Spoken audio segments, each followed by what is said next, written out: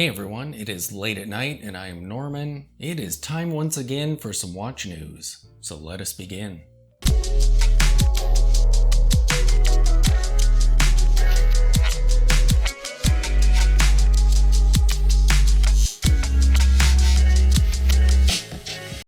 The first article I have comes from Wristwatch Review, and this is a write-up of a line of watches called the Gardens of the World by Rodo. Rodo has a line of watches called the Gardens of the World. It isn't a new line, however 3 new watches have been added to it. Extremely limited watches. Only 99 of each design. They feature ceramic dials that are treated completely differently between each of the 3 models. The watches in the lineup are given chapter names, so Chapter 8, these watches have black cases and dials, and the dial was inspired by the pleated leaves of the Lulu-Lalo. Lalo? Chapter 9, these watches have a white case and dial, and the dial on these watches was inspired by the Araucaria tree. All the names to try and pronounce. Araucaria? I think. Chapter 10, these watches have a dark gray case and a 2-layer 2-tone dial. These dials are inspired by the Yemeni dragon blood tree, which are absolutely amazing. I've put a link to this article in the description below. You will definitely want to check that out. They go into a lot of detail on how each of these dials is created, and it's an excellent write-up. What do I think of these watches? I love the creativity. The white one is a bit much for me. That is a whole lot of white. But the dial looks amazing. The one that's all black has a really cool kind of tech look to it. I love the texture on that dial. That's pretty cool. And the dial on the Chapter 10, that 2-tone dial, wow, that is so cool. Just like the trees that it was inspired by. I really like all 3 of these watches, but I don't think I would ever be able to wear the white one. That is just way too bright for me. But who knows, maybe during the summer? I don't know. I don't like that they're so limited though. We will never see these watches, ever. The next article I have comes from Hodinkee, and this was a write-up on an amazing looking Aquastar. So Aquastar has released a modern interpretation of their Model 60, which was first produced in 1958. These watches have 37mm cases and an acrylic looking box sapphire crystal. These watches are available for pre-order at a cost of $990. After that, they'll be selling for $1,290. And I believe if you were one of the early purchasers of this watch, you also get the NATO with the little compass on it. That's pretty crazy. What do I think of these watches?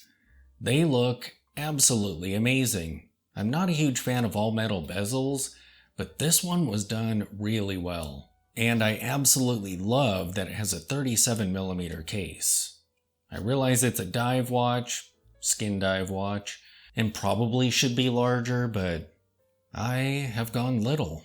So 37mm would be a perfect size for me personally. The hands and indices look so great on this, and that crystal just looks phenomenal. I feel like this is one of the most acrylic looking sapphire crystals I've seen yet. And I feel like these are going for a pretty fair price, even after the pre-order. That really isn't too terrible for a dive watch. Next up, we have another watch that was brought to us by Hodinkee, and this is the Monaco Robo, skeleton watch. Tag Heuer has released a new Monaco watch to commemorate the 80th anniversary of the Monaco Grand Prix. This is a skeletonized version of the Monaco. It retails for around $10,000. It has a 39mm case width, and it's 14.7mm thick. What do I think of this watch? I'm actually not a huge Monaco fan. I really appreciate them for their classicness, their uniqueness. I mean, they're just iconic, but they really aren't my style. And this skeletonized one is even less so. I feel like it looks like a vintage kid's robot toy's head. The blue, the silver, the pop of orangey, red. I believe that's orange. Am I colorblind? And the case design is pretty cool. It's just not my personal style. I think I like the more minimal Monacos, but the colors on this are cool. And that's a lot of money. And Hodinkee is on a roll with this episode, because the next one, we have a bunch of shots from a Hodinki ATK meetup. Hodinkee has hosted a meetup and posted some pictures of the watches that were there. Here are some of the brands that were represented. Chopard, an Omega DeVille, Casio G-Shock, Laurent Faurier, and I guess there was a moon swatch there. Nomos, Rolex, there was a Seiko Quartz there, an Omega Speedmaster, and even Timex made a showing. I do enjoy going through pictures from meetups like this. It's kind of cool to see the different watches that are on different people's wrists, especially at events like that. You're kind of choosing a watch to make a statement or to impress or to say something about yourself, even more so than just in daily use. So it's very interesting to see the watches that people chose. And last up, we have an article from Crown & Caliber, and this is a write-up of the Omega Speedmaster Tous les Choses, all the things, or chronoscope.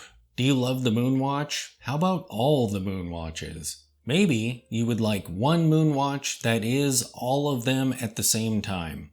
Omega's Chronoscope Speedmaster packs all of these scopes onto one dial and bezel.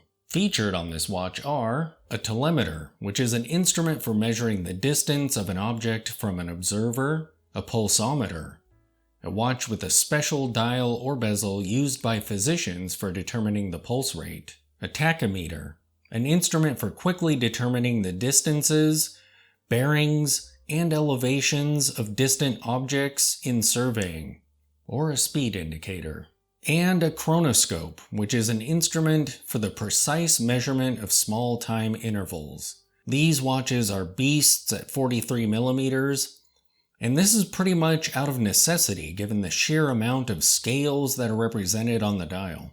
What do I think of these watches? As you can imagine, I am not a fan of that case size. I do love the look of the Panda variant. I find it very interesting how the scales continue on through the dark subdials. That's pretty crazy. I like the pop of red on the inner scales, and the red and white striped seconds hand is so cool. And it kind of helps you read the different scales, because those stripes coincide with them. Both colorways are pretty amazing. The black, white, and red of the Panda one is just great, but so is the blue and white of the other one. These watches make me want to dust off my Seagull. The author over at Crown & Caliber did an amazing job writing up details about the different features of this watch, so you'll definitely want to check that article out. It is also linked in the description below. He pointed out the older models of the Speedmaster that each feature corresponds with. That's cool. These watches retail for about $9,000, which is crazy. They're cheaper than the Monaco. So there you have it. You are caught up on some more watch news. Thanks for watching.